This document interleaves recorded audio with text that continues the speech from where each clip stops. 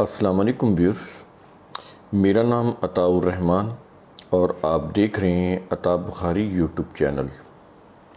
قرآن کریم کی مسلسل ایکسپوزیشن کے سلسلے میں آج ہم سورہ البقرہ کی آیت نمبر 144 اس کی ایکسپلینیشن کریں گے، اور اس آیت کے اندر بھی جو تفاسیر ہیں، جو ترجمے ہیں، جو مذہب کی روح سے کیے گئے ہیں، ان کے اندر اگین یہ پھر غلط فہمی ڈالی گئی ہے کہ یہ آیت بھی تحویل قبلہ کی روح سے ہے کہ تو نماز کی جو نماز پڑھی جاتی ہے اس میں بیت المقدس انہوں نے بنایا یروشلم کو۔ یہ اللہ نے نہیں کہا کہ وہ بیت المقدس ہے، قرآن نے کہیں نہیں کہا کہ یروشلم بیت المقدس ہے۔ یہودیوں کا یہ عقیدہ ہے کہ وہ جو ان کا نیشنل سینٹر تھا اور ہے، جس کو اب بھی وہ کہتے ہیں کہ یہ ہمارا نیشنل سینٹر ہے، تو اس کو وہ بیت المقدس ہی سمجھتے ہیں۔ تو ایکچولی تو وہ یروشلم ایک شہر ہی ہے، جو بابرکت جس کو کہا گیا ہے وہ مکہ ہے یا مدینہ ہے۔ تو ان دو شہروں کے علاوہ تو کسی کو بھی کسی شہر کی یہ فضیلت نہیں ہو سکتی۔ تو یہ تو جیوز نے بنائی ہے، قرآن نے یہ یروشلم والی فضیلت جو ہے، یروشلم کو جو بیت المقدس بنانے کی جو فضیلت ہے، قرآن نے کہیں بھی اس کا ذکر نہیں کیا۔ روایات کی روح سے جیوز نے ایسی روایات بنائیں، جیسے کہ میں نے پچھلی جو ویڈیو ہے جس میں 143 اس میں ہم نے آپ کو بڑا ڈیٹیل سے بتایا تھا کہ عشرہ مبشرہ کی روایت وضع کر کے کس طرح تحویل قبلہ کی روایت کو مشہور کیا گیا، تو یہ چیز میں نے وہاں پہ کلیئر کر دی تھی۔ اسی چیز کو آگے پھر تفسیروں میں اور تراجم میں اس کو چلایا گیا ہے۔ تو الفاظ سے لوگوں کو دھوکہ دینے کی کوشش کی گئی ہے، جو بالکل ہی قرآن کے یہ معنی بنتے ہی نہیں۔ اب ہم اس آیت کے اوپر آتے ہیں، آپ یہ غور کریں کہ بات کیا ہو رہی ہے اور انہوں نے بات کیا بنائی ہے۔ اب یہ آیت 144 یہاں سے شروع ہو رہی ہے، قد نرا تقلب وجہک فی السماء۔ اب اس آیت کے اندر نبی کریم صلی اللہ علیہ وسلم سے خطاب ہے، اور خطاب کر کے ان کو کیا مخاطب کر کے کیا کہا جا رہا ہے کہ تحقیق ہم دیکھتے ہیں تقلبہ ہوتا ہے پھرنا۔ جیسے آپ نے دیکھا نا، ہم بعض دفعہ کوئی ایسی امید ہو تو ہم ایسے آسمان کی طرف منہ کر لیتے ہیں، ہے نا؟ یہ ہماری انسانوں کی یہ ان کے ذہن کے اندر یہ چیز ہوتی ہے کہ اللہ جو ہے وہ بلندیوں پہ ہے۔ فی السماء، یہ آسمان کا مطلب بھی بلندیاں ہیں، کائنات کی بلندیاں۔ تو ہم اللہ کو کائنات کی بلندیوں پر دیکھتے ہیں، اور خود جو اللہ کے جو وحی ہے یہ بھی بلندیوں سے پستی کی طرف آتی ہے، جو جہاں پہ انسان رہتے ہیں بلندیوں سے پستی کی طرف آتی ہے، بلندیوں سے زمین کی طرف آتی ہے۔ یوں کہہ لیں، نبی جو ہوتا ہے وہ بلندیوں سے علم حاصل کرتا ہے، بلندیوں سے علم پاتا ہے، وحی کا علم، اور جب وہ وحی کا علم اسے ملتا ہے تو اس پھر وحی کے پیغام کو لوگوں تک، جو زمین میں بسنے والے لوگ ہیں ان تک پہنچاتا ہے۔ اس پیغام، اس وحی کی تعلیم کی روح سے، اس کے ضابطوں کی روح سے وہ ایک دنیا کے لیے نظام حیات قائم کرتا ہے، ضابطہ حیات جو قرآن کے اندر دیا، اس کی روح سے ایک نظام جو اسٹیبلش کرنے کی کوشش کرتا ہے۔ تو یہ اب نبی کریم صلی اللہ علیہ وسلم کے ساتھ معاملہ یہ تھا، صحابہ کرام جو مہاجرین تھے ان کا معاملہ یہ تھا کہ یہ تو مکہ کے رہنے والے تھے۔ اب مکہ کے اندر جو قبضہ تھا وہ تو کفار مکہ کا قبضہ تھا۔ نبی کریم صلی اللہ علیہ وسلم اور صحابہ کرام، بلکہ نبی کریم صلی اللہ علیہ وسلم نے پہلے صحابہ کرام کو ہجرت کے لیے بھیجا۔ اب یہ دیکھیں، لیڈر کی خصوصیات دیکھیں کہ جو مشکل وقت آیا ہے تو اس مشکل سے پہلے خود نہیں نکلے، خود وہاں رہے ہیں مکہ میں، پہلے اپنے صحابہ کرام کو مدینہ بھیجا۔ جب مدینہ کے حالات سازگار ہوئے تو پہلے ان کو کہا کہ تم ہجرت کر کے جاؤ، بعد میں نبی کریم صلی اللہ علیہ وسلم گئے ہیں. جب کافی سارے صحابہ چلے گئے تھے تو بعد میں پھر نبی کریم صلی اللہ علیہ وسلم نے بھی ہجرت کی. صدیق رضی اللہ عنہ کو ساتھ روک لیا کہ تم میرے ساتھ جانا. تو اس طرح سے انہوں نے بعد میں ہجرت کی. اب جب مکہ میں چلے گئے تو وہاں پر جنگ بدر بھی ہوئی جس میں ان کو بڑی کامیابی ہوئی. اور پھر جو انصار تھے وہ بڑے جانثار صحابہ جب وہ ساتھ ملے تو ان کی طاقت میں بڑا اضافہ ہو گیا. جنگ بدر کی وجہ سے بھی بڑی ان کو یوں کہہ لیں ان کے حوصلے بھی بلند ہو گئے. ایک اطمینان بھی ہو گیا کہ ہمارا گروہ جو ہے مسلمین کا وہ طاقتور ہو گیا ہے اور اتنی بڑی شکست دی ہے جنگ بدر کے اندر. تو اس طرح سے اب آگے یہ جتنے بھی غزوات ہوئے ہیں اس میں ان کی حیثیت جو ہے وہ سٹرونگ ہوتی چلی گئی. نبی کریم صلی اللہ علیہ وسلم اور ان کی جو جماعت صحابہ تھی ان کی جو پوزیشن تھی وہ آئے دن وہ طاقتور سٹرونگ ہوتی چلی گئی. اور خود نبی کریم صلی اللہ علیہ وسلم کو بھی مدینہ کے اندر سربراہ کی حیثیت حاصل ہو گئی تھی. جب یہ میثاق مدینہ ہوا تھا جو ایگریمنٹ ہوا جس میں یہودی بھی شامل تھے اور مقامی جو مدینہ کے لوگ تھے وہ بھی شامل تھے اور اس میں دوسرے لوگ بھی شامل تھے جو مدینہ کے جو یہودیوں سے بڑے نزدیک تھے اور وہ مسلمانوں سے منافقت کر رہے تھے اور بظاہر کہتے تھے کہ ہم تمہارے ساتھ ہیں. تو وہ لوگ بھی شامل تھے اس کے اندر. اب یہ دیکھیں نبی کریم صلی اللہ علیہ وسلم باہر سے آ رہے تھے مکہ سے. وہ مدینہ کے تو نیٹو نہیں تھے, مدینہ سے باہر کے تھے, لیکن آپ یہ دیکھ لیں کہ نبی کریم صلی اللہ علیہ وسلم کی سیرت, ان کا شاندار کریکٹر اور ان کی جو بصیرت تھی, ان کے جو شاندار ڈیسیژن تھے, اس کی روح سے مدینہ کے لوگوں نے بلکہ سب نے ان کو اپنا سرپرست تسلیم کر لیا تھا اور یہودیوں کو بھی تسلیم کرنا پڑا. حالانکہ نبی کریم صلی اللہ علیہ وسلم تو جب مدینہ گئے تو یہودیوں کو تو بڑی وہاں پر بڑی لیڈنگ پوزیشن حاصل تھی کیونکہ یہ ساہوکار تھے, ذمہ دار تھے اور یہ قرض کے اوپر پیسے دیتے تھے انصار کو, تو سود کے اوپر پیسے ان کو دیتے تھے. تو ان کی پوزیشن بڑی. پھر ان کے جو احبار اور رہبان ان سے یہ لوگ مذہبی فتوے بھی لیتے تھے, ان سے مسئلے مسائل بھی پوچھتے تھے. تو ان کی حیثیت بڑی نمایاں تھی. نبی کریم صلی اللہ علیہ وسلم کے مدینہ آنے کے بعد ان کی پوزیشن جو تھی وہ بالکل یوں کہہ لیں کہ بہت نیچے چلی گئی. تو پھر اس کے بعد پھر ان کی شرانگیزیوں کی وجہ سے ان جیوز کو مدینہ سے نکلنا بھی پڑا, کچھ لوگ قتل بھی ہوئے. اب جب اتنا غلبہ ہوا تو پھر نبی کریم صلی اللہ علیہ وسلم کے دل میں یہ قدرتی طور پر یہ بات آنی تھی اور آئی کہ ہمیں اب غلبہ بھی حاصل ہو گیا ہے مدینہ کے اندر. تو یہ جو کعبہ ہے, جو مسجد الحرام ہے, یہ دیکھیں ایک مرکز ہے نا اللہ تعالیٰ کے نظام کا. تو نبی کریم صلی اللہ علیہ وسلم کے دل میں یہ بات تھی کہ یہ جو مرکز ہے دین کا, قرآن کے نظام کا, تو یہ تو ہماری تحویل میں ہونا چاہیے. ظاہر ہے کہ نبی کریم صلی اللہ علیہ وسلم تو امام تھے, سرپرست تھے, تو ان کے ذہن میں یہ چیز تھی کہ دیکھیں کہ وہ لوگ کہیں گے. یہ بھی تھا, یہ چیز بھی تھی کہ اتنا غلبہ ہو گیا مدینہ کے اندر, لیکن جو مکہ جو اصل جو مرکز ہے وہ تو ان کے قبضے میں ہی نہیں ہے. تو یہ چیزیں ذہن میں تھیں. یہ جو کہہ لیں خواہش ہے یا آرزو ہے یا یہ جو تمنا ہے یہ بڑی نیچرل سی تھی. اس میں وہ پھر قرآن وہ نقشہ کھینچ رہا ہے کہ اس آرزو اور تمنا میں نبی کریم صلی اللہ علیہ وسلم کا جو چہرہ تھا وہ ایسے آسمان کی طرف اٹھ جاتا تھا جیسے ہمارا بھی ہے.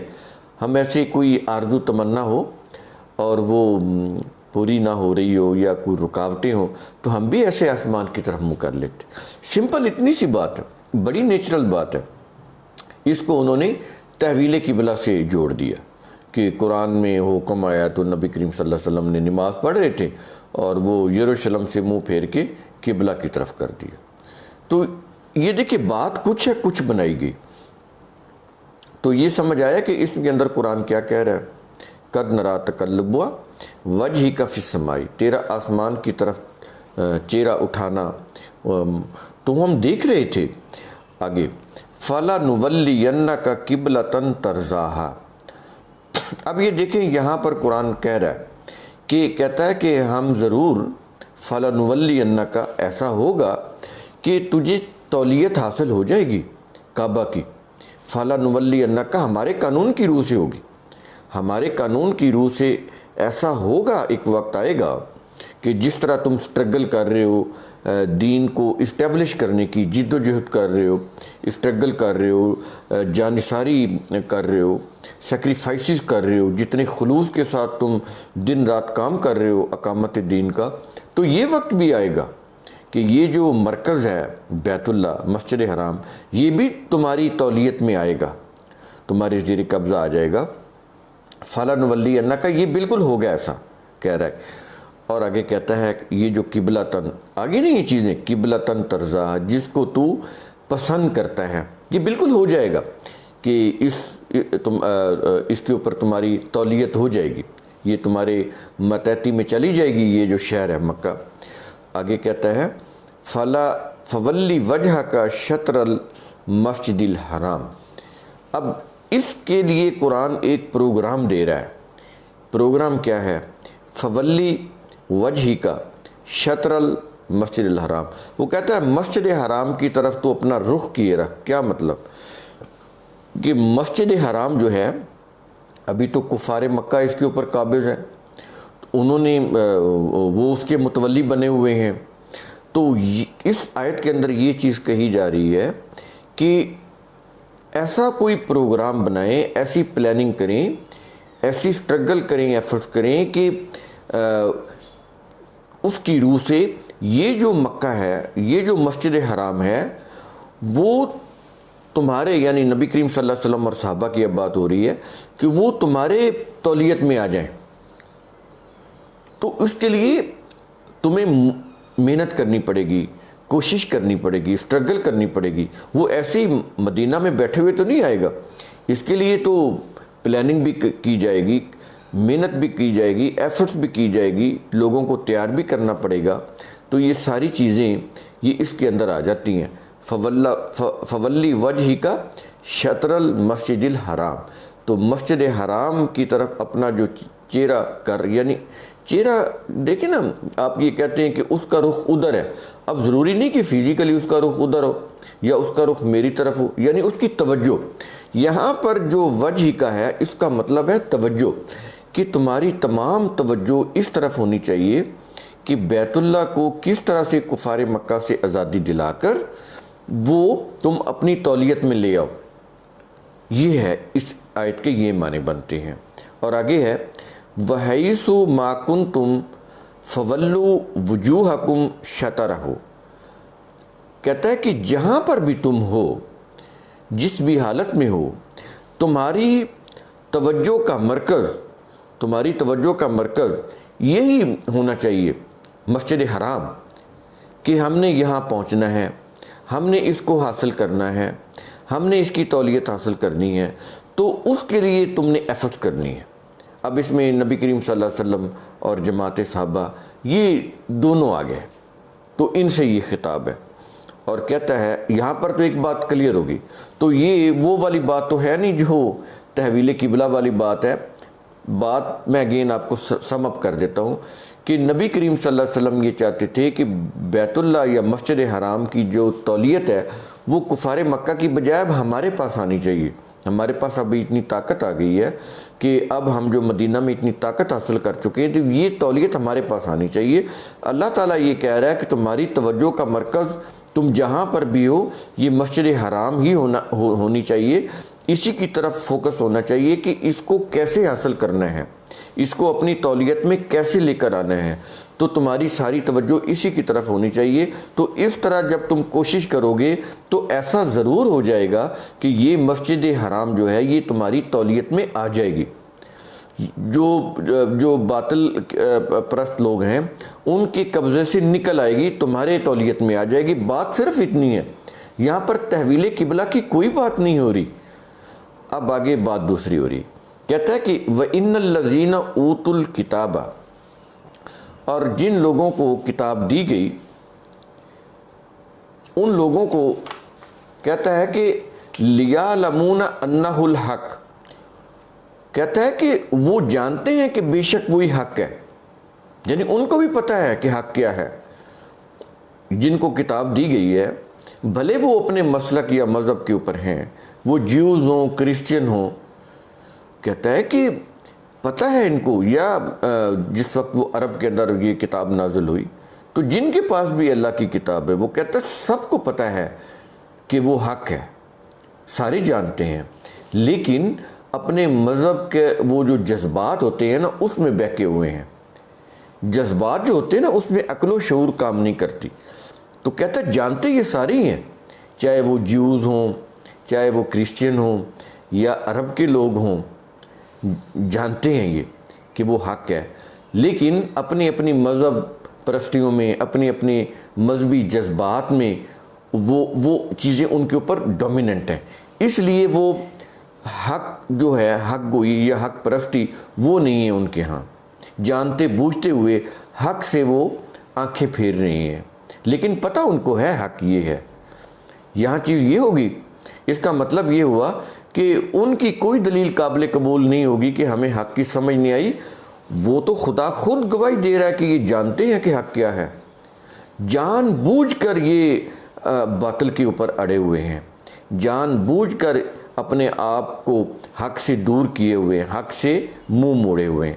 یہاں تک تو یہ چیز آگے پھر اسی چیز کو قرآن کنفرم کر رہا ہے، کہتا ہے وَمَا اللَّهُ بِغَافِلٍ عَمَّا كَانُوا يَعْمَلُونَ۔ کہتا ہے کہ وہ جو بھی عمل کرتے ہیں اللہ ان سے غافل تو نہیں ہے، وہ جانتا ہے کہ وہ جو بھی عمل کر رہے ہیں۔ تو پہلے ہی اس نے بتا دیا ہے کہ یہ نہیں ہے کہ ان کو پتہ نہیں ہے کہ حق کیا ہے، ان کو پتہ ہے، لیکن یہ اپنی اپنی وہ ایگو، جذبات، ایموشن، سینٹیمنٹس، اپنے جو مذہبی ان کے جو طور طریقے وہ اتنے انہوں نے اپنے اوپر سوار کیے ہوئے اپنے ذہنوں کے اوپر، جس کی روح سے وہ عقل و فکر سے کام نہیں لے رہے، حق کی طرف نہیں آ رہے، حق سے منہ موڑ رہے ہیں، باطل کے اوپر ڈٹے ہوئے ہیں، مصر ہیں۔ تو کہتا ہے کہ اللہ جانتا ہے، اللہ ان کے کسی بھی عمل سے غافل نہیں ہے۔ تو یہ آیت ہے، اور یہ آیت بڑی ہی اہم ہے، کیونکہ اس آیت میں بھی تحویل قبلہ کو وہ لے کر آ جاتے ہیں جس کا کوئی تعلق نہیں ہے تحویل قبلہ سے۔ پچھلی آیت میں بھی میں نے کلیئر کیا تھا، اور یہ آیت بھی ہم نے کلیئر کر دی کہ تحویل قبلہ کی کوئی اس طرح کی بات نہیں ہے۔ صرف اتنی سی بات تھی کہ نبی کریم صلی اللہ علیہ وسلم کے اندر خواہش تھی کہ وہ مکہ میں جو مسجد حرام ہے اس کی تولیت کی طرف وہ ان کی خواہش تھی کہ وہ ہمارے پاس ہونی چاہیے، دیٹس آل۔ اس کے علاوہ جتنے بھی انہوں نے روایتیں بنائیں عشرہ مبشرہ کو بیچ میں ڈال کے اور آگے وہ منہ پھیرنے کی، یہ ساری کی ساری روایتیں جو ہیں یہ جن کو بولتے ہیں، آپ نے سنا ہوگا اسرائیلی روایات، یعنی یہ جیوز کی وضع کردہ روایات ہیں۔ تو اسی کو پھر وہ کتب سیاستہ میں بھی لے آئے، اور یہ ہیں تاریخ کی کتابوں کے اندر بھی آ گئیں، کیونکہ ساری چیزیں موسٹلی جو قرآن کا جو تفاسیر لکھی گئیں وہ جیوز کی جو اسرائیلی روایات ہیں ان کی روح سے لکھی گئیں۔ میں نے تعارف کرایا تھا کعب الاحبار کا، موسٹلی جو روایتیں ہیں کعب الاحبار کی ہیں، جو سینہ بسینہ چلتی ہوئی تبری کے پاس ہیں، اور تبری نے پھر اس کی وہ تفسیر لکھی، تفسیر تبری۔ تو اس سے پھر آگے تفسیر تبری کے بعد اب تک جتنے بھی مفسرین ہیں وہ اسی کو کاپی کر رہے ہیں، اور اسی طرح اس کی جو تاریخ ہے اس کے اندر بھی اس نے یہی کچھ لکھا تبری نے، اس کو بھی تمام مورخین اور سیرت نگار کاپی کر رہے ہیں۔ اس طرح سے یہ روایت تحویل قبلہ کی مشہور ہوئی۔ تو اب تو وہ چونکہ اس کے ساتھ عقیدت ہے تو وہ تو ان کا ایمان بنی ہوئی ہے، لیکن قرآن کے یہ بالکل حقائق کے خلاف ہے۔ امید ہے میرا یہ ویڈیو قرآن کریم کا اصول ثم تتفکروا اس کی روح سے آپ کو سوچنے سمجھنے کی ترغیب دلائے گا۔ شکریہ۔